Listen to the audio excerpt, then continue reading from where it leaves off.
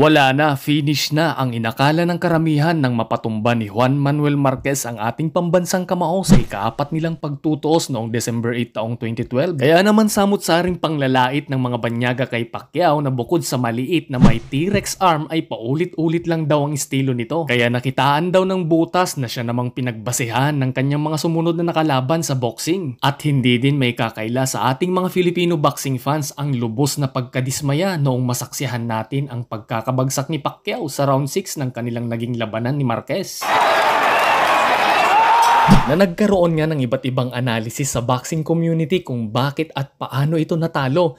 Na bagamat hindi na ito pinagbigyan ni Marquez sa ikalima nilang pagtutuos, ay hindi pa rin tayo binigo ng ating pambansang kamao dahil alam niya at ramdam natin na may ibubuga pa siya sa nooy mga sumunod na mga nakalaban nito. Taliwas naman sa paniniwala ng karamihang banyaga na kapag galing sa malupit na pagkatalo ang isang boksingero ay bukod sa magbabago na ang galawan ay unti-unti na ring babagsak ang market value nito. Ngunit kabaliktaran nga ang nangyari dahil mas lalo pang inabangan si Manny Pacquiao kung ano pa ang natitira sa kanya na makalipas nga ng halos isang taon mula sa pagkakatalo niya kay Marquez ay si Brandon Rios ang unang sumubok sa pag-aakalang magagaya niya rin si Marquez at lalo pang ilubog si Pacquiao mula sa pagkakatalo nito. Kaya naman ang kumpiyansang taglay ng boksingerong ito ay talaga namang skyrocket ang dating dahil bukod sa hinayaan niyang gulpihin ng mga kasamahan niya ang may edad at PWD na coach ni Pacquiao ay ang panglalait pa nito kasama ng talunan niyang best friend na si Margarito. That's where it was right there. Manny Pacquiao. Na malamang ay alam niya ang sinapit ng tinaguriang Tijuana Tornado na bukol-bukol ang pagmamuka sa kamao ni Pacquiao. Kaya naman sa kanyang pagtawa ay di mo mawari kung may halong kabastusan ba na may kombinasyon ng matinding kaba ang kanyang nararamdaman habang papalapit ang laban kay Pacquiao.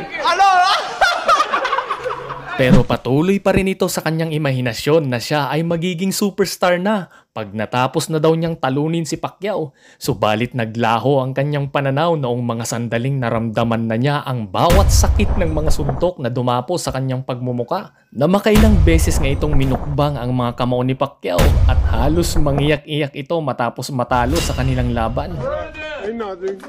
Oh no, I'm good. Na makalipas lang ng ilang buwan ay nangyari ang pangalawang laban nila ni Timothy Bradley noong April taong 2014 na nooy undefeated pa dahil sa kontrobersyal na pagkatalo ni Pacquiao sa una nilang pagtutuos. Dahil paano ba naman kasi ay kung sino pa noon yung nabugbog at naka-wheelchair na si Bradley ay very proud pa talaga na itinanghal siyang panalo. Kaya naman pinutakti ito ng samut-saring bash mula sa mga boxing fans na nagresulta nga ng ikalawa nilang laban. Pero dito na nga nalasap ni Bradley ang una niyang talo matapos makabawi si Pacquiao sa kanya sa unanimous decision at nakuha ang titulong WBO Welterweight Championship. Na sinundan naman agad ng laban nila ng Amerikanong sobrang tangkad na si Chris Algieri sa kaparehong taon ng ikalawa nilang laban ni Bradley na mula sa Las Vegas ay sa Macau naman nangyari ang kanilang labanan. Ngunit isa ring lagapak ang nangyari sa karera niya sa boxing matapos matalo kay Pacquiao dahil paano ba naman kasi ay makailang ulit lang naman siyang pinabagsak ng ating pambansang kamao sa kanilang naging labanan.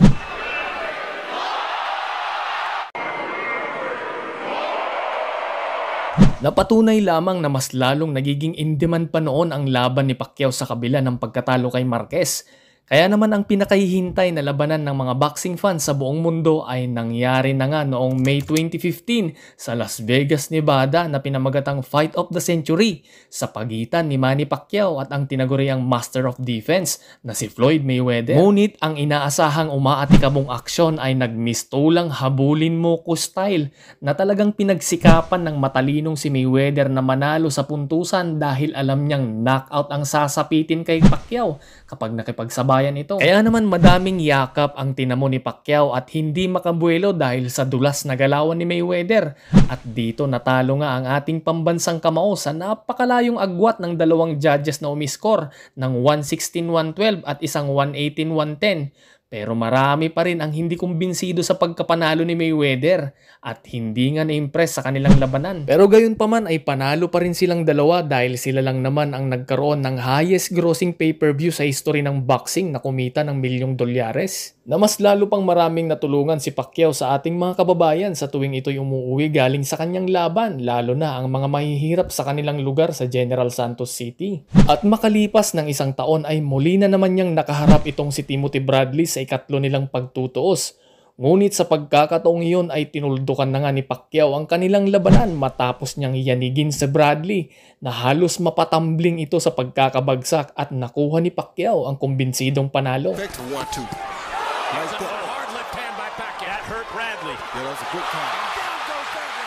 Nasinundan agad ng laban kontra naman kay Jesse Vargas, isang American boxer na may halong Meksikano na nangarap ding talunin si Pacquiao at mapapaganda pa sana ang resume.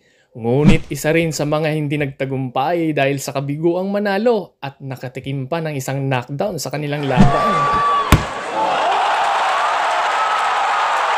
Na makalipas ulit ng ilang buwan ay dumayo ang ating pambansang kamao sa Australia naman kung saan nakatapat nito ang pambato nilang si Jeff Horn noong July 2 taong 2017 na pinamagatang The Battle of Brisbane. At sa harapan ng libu-libong mga Australianong nanood ay talaga namang hindi nagpatinag itong si Jeff Horn sa nooy kampyon na si Pacquiao. Yun nga lang ay halatang hindi niya kayang talunin sa malinis na paraan. Kaya naman sa maduming taktika ay dinaan ni Horn ang galawan na may halong sakal, siko at kung ano-ano pa. Na isa rin sa dahilan ng pagdurugo ni Pacquiao dahil sa matinding headbutt na malamang ay ayaw din mapaya ni Horn sa mga nanonood na kababayan niya kaya ganun na lang kadesperado na manalo sa laban. Pero sa kabila ng lahat ay nagawa pa rin siyang gulpihin ng ating pambansang kamao. Ngunit itinanghal pa rin siya sa kontrobersyal na pagkapanalo.